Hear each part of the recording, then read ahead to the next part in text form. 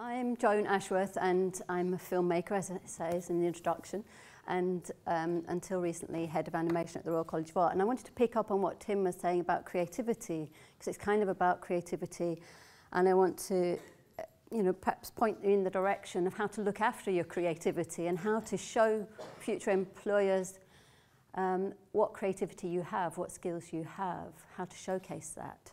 It is quite tricky sometimes, but there are good ways to go about it. And this is slightly tongue-in-cheek title, Will Animate for Food, but it is about selling your creativity in return for money to live.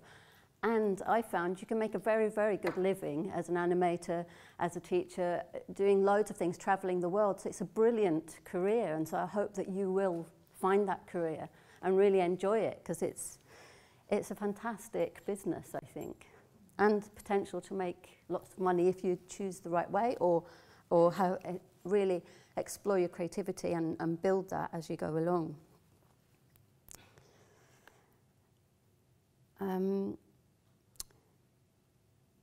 So I will show you some examples of making of films, because that's one of the ways I've found and had advice from people who are employers currently, who they like to see a making of, because that's a way of showcasing how you problem solved. And whilst you might have a beautiful CV and a show reel of finished work, but if you make a making of, that reveals other things.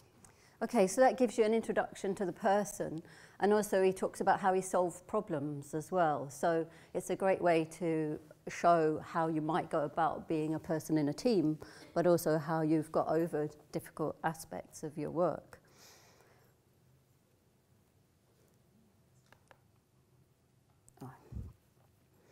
So what I've found is that people who I've seen watch their careers, and myself as well, about having a portfolio of skills.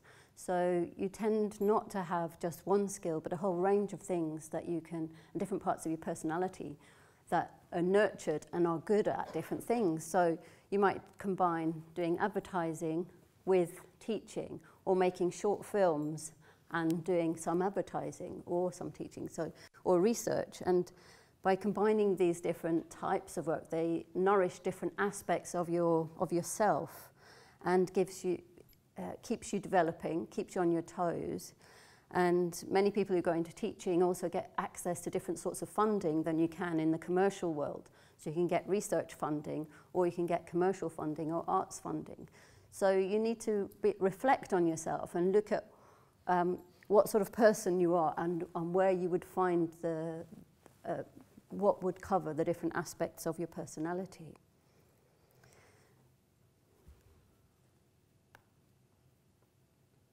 And one of the ways of working in a team, when I found that many graduates have set up companies when they've left the college, and they've set up collectives, and they've worked commercially on each other's films. So you can make a formal arrangement where, if you're really good at some technical aspects of work and you like directing, you can skill swap with other directors, so that when they get a film or they get some funding, they work on their film, and when somebody else gets a commercial, you work on the commercial.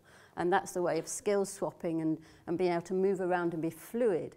And it's a good way to learn how to direct, is to work with another director and look at how they give instruction, how they direct, how they listen to. So how to ask questions of a director, how to pose questions when you're working in a team. That's really important to learn how to be in a team. And you can learn it on a small project or a large project. So get yourself about and try working in different circumstances. And of course, you may not be quite ready for going into work yet. And some of you might consider further study, doing masters or PhDs, and that's another way you can take if you're like reflecting and writing about what you're doing, there is a hunger and a market for books, for publications, and it really strengthens the artist's arm and creativity. If people are able to write well about creativity, I don't think there's been enough written about it, and it really helps to get funding for the arts if people can express why it's important. So I'd really encourage you to be a thinking, reflective practitioner, so that you're able to articulate why it's important and why the world is a better place because there's creativity in it.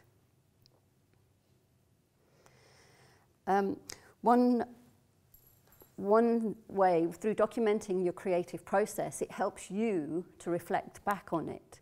And also, if you do get research funding, a lot of the time it's not the end product that's the issue, it's how you documented the process and what you thought about and learnt along the way. And so I'll show you some clips from, sorry, I'll just go back before I start on that. I'll show you some clips from the How Mermaids Breed film that I made. And I went back to it recently because it was nominated for an award, and I started trying to find, because it was made in standard definition, I thought, can I get a better quality now that high def is required? And so I went back and looked at all the clips and tests, and just the amount of material that you make when you're making a film. And so I made a new piece of work. I'd had a song written for the film that didn't end up in the film, and I'd always meant to make a little music promo for the music artist that had written the song for me. And so finally I got round to doing it and made it as a little making of, but it's really an assembly of the clips and experiments that I did. But it helps me to see and to see what I did. But the important part is that the Arts and Humanities Research Board are also interested in the process. So it's not a lost piece of work. It's a way of showing the volume of work that goes into a project. Okay, so that was a way of reusing and repurposing some of the material. It was made in 2002, How Mermaids Breed, so it was when water and software it was difficult to do water software, and I was learning to scan objects and learning 3D. That's the only 3D film I've made, because I'm a stop frame animator, so it was trying to work with new tools. And the other thing about when you're looking to where you might fit is to do the research and to really do your homework on the companies that you might be approaching, and finding the right company that can use your particular skills is really important. So as research for this talk, I went to see Studio AKA and just asked them, you know, what in Soho, in their world that they're looking at in commercials, what are the shortages at the moment? And Philip Hunt was saying, well, there's a real trend for traditional 2D animation, and they can't get enough traditional 2D animators, and we can't find enough people who can draw characters and develop convincing characters, not just designs, but that have a personality. And so it's always a dangerous game, though, because what's a trend now, in 2 years' time, or whenever you're finishing, the trend and the shortage will be something else. And so it's always good to have several things up your sleeve, but something that's always carried on being important is being able to draw and express your ideas. And you may draw on the computer, you may draw into a book, into a sketchbook, but it seems to be being able to draw is still a key skill that people still want, and worth persevering with that. The other thing about doing homework on the company you're going to see is it's quite often useful to adapt your CV and your showreel to that company, and make sure that you're emphasizing the right aspects of yourself for that company. Don't expect the same thing to fit everybody.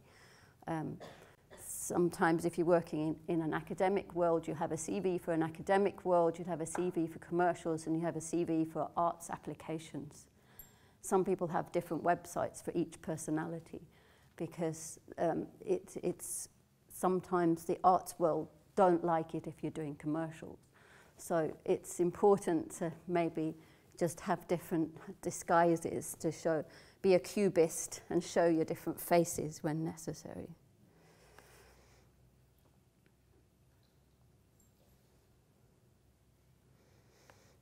So I'll just show you this production. No, I think I'll skip this one, actually. You can see some of Studio AKA's stuff online, but I'll just go to this making of varmints instead. I wanted to show you this one just because it shows a way of collaborating, but look at how they've put the reel together to show the process, because I'm thinking as students you've got probably lots of different work and you may want to weave it together in an interesting way, but you could see how I just put one block after another, but there's obviously many ways to put your show reel together, but this is, I think, works quite well.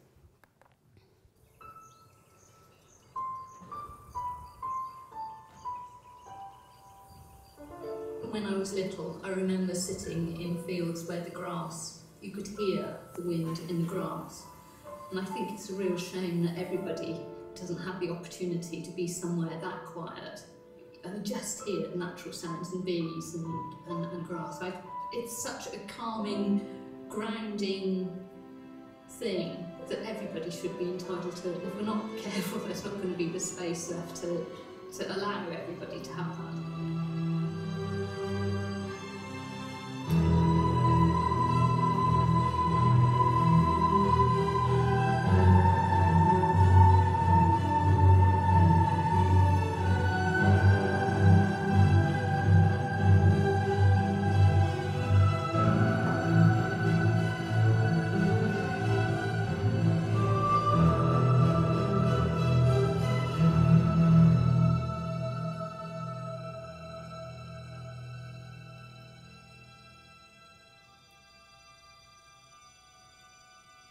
Violence is to do with the destruction of the natural environment and its consequences really for humanity.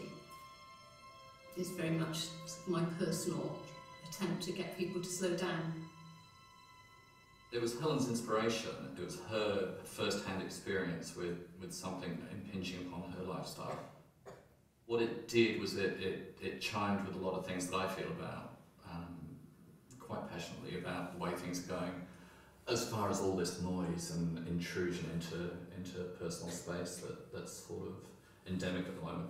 So when I read her story, it was sort of this poetic, lyrical look at what's happening, and you know, there's a lot of things that I could sort of relate to. I would always try and write on the basis that although this book is for children, adults are going to read it. It has to appeal to both, otherwise it's a lazy book if it hasn't got that adult element in it. I think she was looking for somebody to work with her and perhaps try out somebody else illustrating her words. She is an illustrator herself, but she liked the idea of doing that, and then she saw some of my work and thought it might be a good match.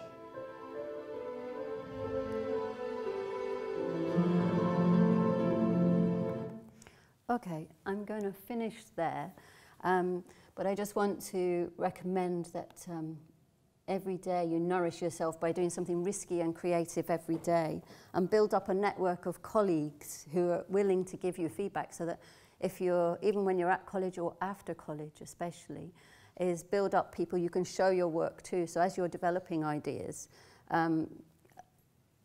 show it to other people and get some people that you trust around you so that you keep your work moving forward.